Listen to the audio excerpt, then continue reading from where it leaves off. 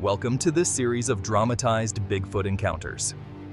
Deep in the shadowy forests and rugged mountains of America lies a world where myths blur with reality. From the haunted hollers of Kentucky to the remote wilderness of California, whispers of strange creatures and ancient curses have persisted for generations. These tales, handed down in hushed voices and wary glances, are more than folklore. They are chilling reminders of what might still dwell beyond the reach of civilization. Among these stories are accounts of the Yaho, a half-human, half-beast figure that roams the isolated regions of the Kentucky mountains, and the eerie encounters with Bigfoot-like beings that stalk the woods of California. These are not just stories of survival, but of the strange, the unexplainable, and the deeply unsettling.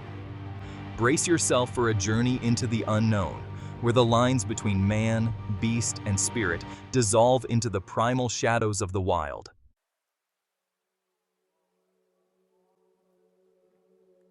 The Thing in the Woods. When I was a teenager, my parents often took me on camping trips across California. I loved those adventures, the deep stillness of the woods, the distant rustle of unseen animals. But one trip in the summer of 1977 forever changed how I view the wilderness. It's an experience I've never been able to shake.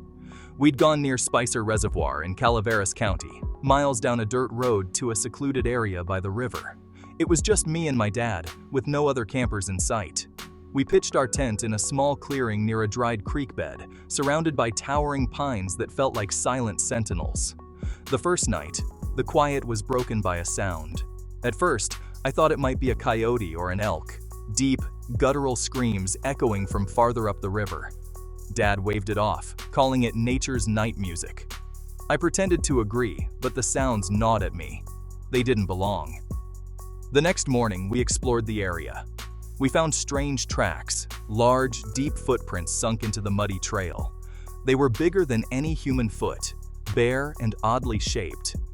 Dad's expression turned serious, but he joked it off, calling it Bigfoot country. I laughed nervously, but I couldn't shake the feeling that we were being watched. That night, the sounds came back, louder this time. Deep roars rumbled through the forest, accompanied by sharp cries that made the hairs on my arms stand up. I couldn't sleep. Then, just as storm clouds rolled in, I heard it, crunching footsteps in the dried creek bed behind our tent.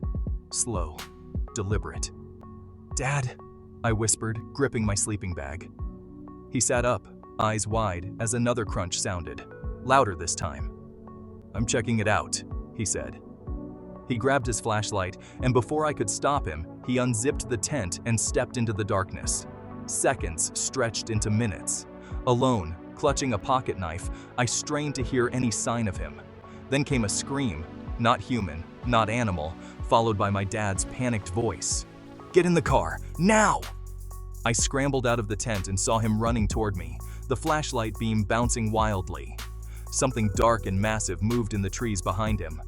I didn't wait. I bolted to the car, slamming the door just as Dad dove into the driver's seat. We didn't stop until we reached the next town. Neither of us spoke during the drive. When we finally parked, Dad turned to me, his hands trembling. "It wasn't a bear," he whispered. "I saw it." I asked him what he meant, but he wouldn't say more. For years, I tried to forget that trip, until I stumbled across reports of Bigfoot sightings in Calaveras County that eerily mirrored our experience. I don't know what we saw, or what it saw in us. But I do know one thing: the woods are not ours. Something older and wilder still reigns there.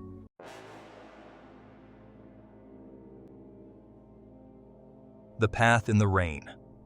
In the fall of 1968, my dad and I were out deer hunting in Calaveras County, a tradition we shared every season. We set up camp near Railroad Flat, a remote area surrounded by thick trees and winding trails. The air smelled of damp earth, heavy with the promise of rain. After we set up camp, we split up to scout the area. I took a ridge overlooking a dense path that cut through the forest. As I walked, I couldn't shake a strange feeling, as though something unseen was following me. The air felt heavy, unnaturally still, and the usual sounds of birds and squirrels were conspicuously absent. The silence was unnerving. I returned to camp uneasy, but I didn't say anything to my dad. That night, a light rain fell, and I told myself I was just imagining things. The next morning, I returned to the ridge. The rain had softened the path, turning it to mud, and that's when I saw them. Tracks. Huge, deep impressions that resembled human footprints, but were far too large. The toes splayed out unnaturally, wild and primitive. A chill ran down my spine as I noticed that some of the tracks overlapped with my own from the previous day. Whatever made them had been there after me, retracing my steps. The trail led farther down the path before veering sharply into the dense trees. I stopped cold, too afraid to follow. I hurried back to camp and told my dad. He laughed, calling it a prank, but I could see the doubt in his eyes. There wasn't another soul for miles. That night, as we sat by the fire, the sound of slow, heavy footsteps echoed through the trees, pacing just out of sight. We both froze, staring into the darkness beyond the firelight, but we never saw anything. By morning, the footprints were gone, washed away by the rain, leaving only an eerie memory of their existence.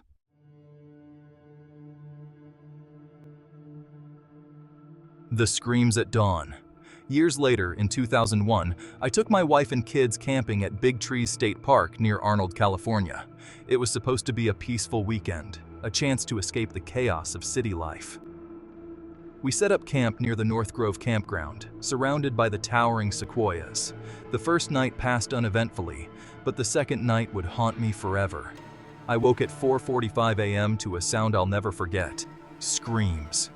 Sharp, guttural cries too loud to be human.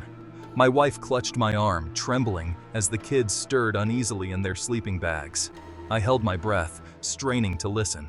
The screams came in bursts, 4 or 5 in rapid succession, followed by silence.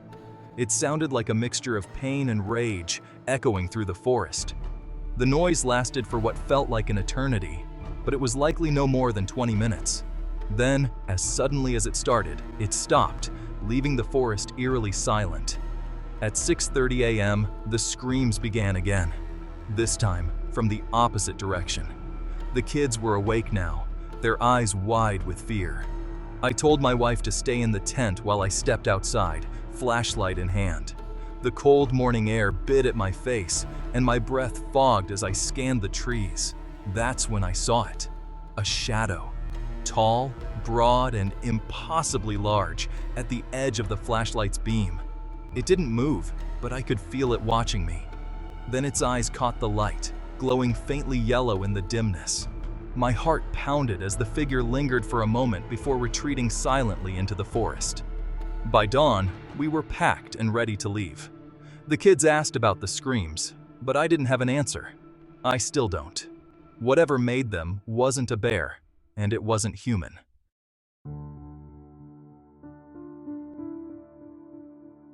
The Shadow by the Lake. In the summer of 1989, I decided to spend a quiet weekend fishing at Blue Lake, nestled in the Sierra Nevada mountains.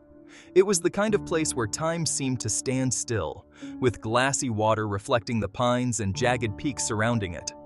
I'd rented a small cabin on the far end of the lake, isolated from the busier camping areas. It was just me, my fishing gear, and the promise of tranquility, or so I thought. The first day passed uneventfully. I spent hours on the lake, reeling in a few modest catches and basking in the peaceful solitude. As evening fell, the lake's surface turned a deep, mirrored black, broken only by the occasional ripple of fish beneath. I settled into a chair on the cabin's small porch, sipping coffee as the stars began to appear. Then came the sound. It started faintly, almost imperceptible at first, an odd, low humming noise that seemed to rise from the woods behind the cabin.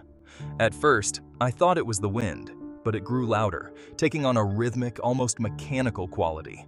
It was unlike anything I'd ever heard before. I stepped off the porch and turned toward the forest, peering into the dark. Something moved. A tall, shadowy figure emerged just beyond the tree line. It stood perfectly still, just a darker shape against the night. I froze, clutching the railing of the porch as fear gripped me. The figure didn't move closer, but I could feel its eyes, or whatever it had, locked on me. The humming stopped abruptly, and the stillness of the night felt suffocating. Then, without warning, The figure turned and slipped silently back into the woods, its massive form disappearing among the trees. I didn't sleep that night. The next morning, I decided to explore the area where I'd seen the figure, hoping to find some rational explanation. As I walked through the dense underbrush, I noticed something odd.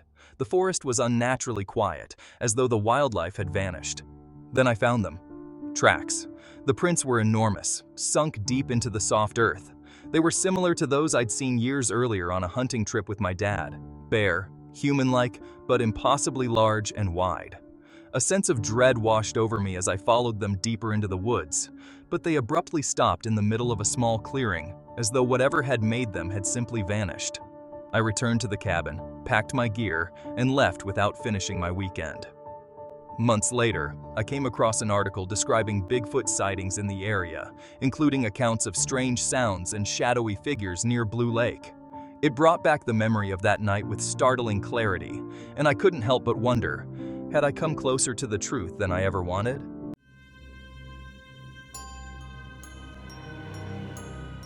The Curse of the Yaho.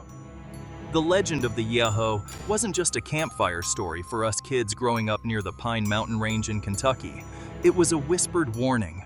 It was said the Yaho lived deep in the hollers, a half-wild creature with long, matted hair and eyes that glowed in the dark like embers. Folks claimed it was neither man nor beast, but a cursed spirit, doomed to roam the woods, forever seeking what it had lost. I didn't believe it, not at first. But when I was 14, something happened that made me a believer. It was a bitter, cold winter in 1950. My uncle Lee Maggard, who lived in a small cabin near Maggard's Branch, had always been a hunter and trapper, but that year was different. Food was scarce, and desperation had pushed him to explore deeper into the mountains than he ever had before. He was gone for 2 days before he returned, looking pale and shaken. "You seen something?" my pa said when Uncle Lee showed up at our cabin late one evening. "What was it?" Uncle Lee shook his head. His hands trembled as he lit his pipe. "I reckon I got lost," he mumbled. "But there's something out there, Jane, something that ain't natural." He wouldn't say more, but I overheard him telling my pa later that night about finding a hole in the ground, a deep pit hidden among the trees. Curiosity had gotten the better of him, and he climbed down into it, thinking it might lead to a cave full of game. What he found instead was the lair of the Yaho. There was meat hanging from the walls, he whispered. Deer, squirrels, even a bear, like something had been stockpiling it. And in the corner, there it was, big as life. It looked at me, Jane. It looked right at me and said, "Yaho, Yaho." "Did it hurt ya?" my pa asked. Uncle Lee shook his head. "No, but it didn't want me leaving. Followed me halfway back down the trail, howling the whole time. I think it let me go, but I don't reckon it would have if I'd taken anything." That story stuck with me, but I didn't truly understand the fear Uncle Lee carried until years later.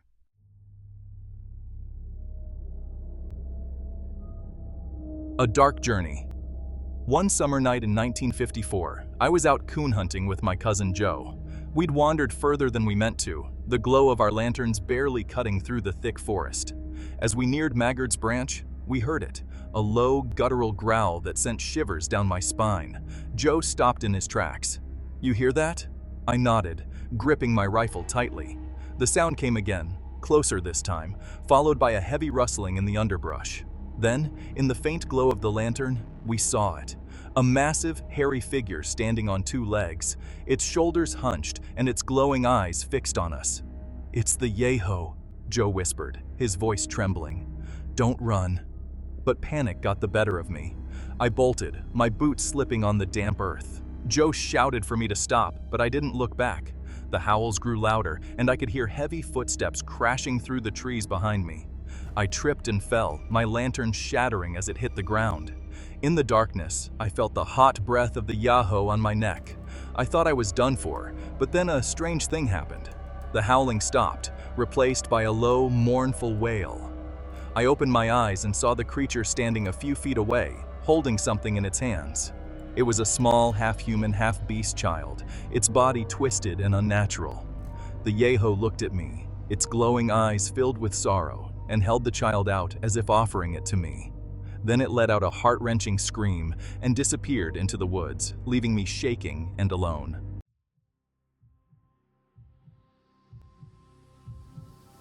The curse lives on. I never told anyone what happened that night. Joe came looking for me and found me huddled by a tree, too scared to speak. When we made it back to the cabin, I finally told him about the creature and the child, but he just shook his head. "They say the Yaho's cursed," he said. "Lost something long ago and can't rest till it gets it back." To this day, I don't know if the Yaho let me go out of mercy, or if it saw something in me, something it could never have. All I know is that the woods of Kentucky hold secrets older than time, and the Yaho is just one of them. Some nights when the wind howls through the trees, I swear I can hear its mournful cry, echoing through the hollers, a reminder that its curse is far from over.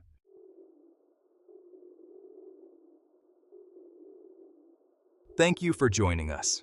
The wilderness holds secrets that may never be fully uncovered, mysteries that blur the lines between legend and reality. As you reflect on these chilling tales, remember that the unknown is closer than you think, just beyond the reach of the campfire light. If you enjoyed exploring these eerie stories, please like, subscribe, and click the bell icon to stay updated on more tales of fear and folklore. Join us as we journey deeper into the shadows of the wild. Thank you for your support, and until next time, stay curious and stay safe. Make the background music spooky sound effects.